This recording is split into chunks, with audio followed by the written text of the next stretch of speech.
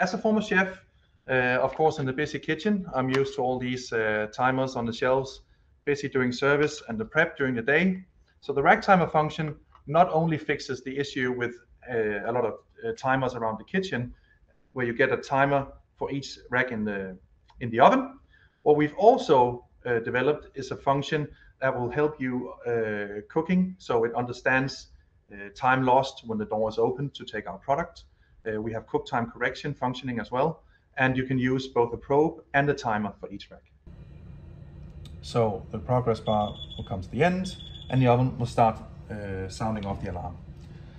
The oven still cooks because we need to cook the rest of the product that's still in, and we get a red and yellow flash that allows us to see that something is done.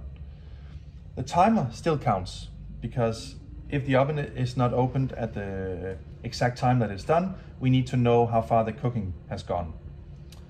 So taking out the product, I just simply open the door, take out the product, close the door, and the RackTimer is reset.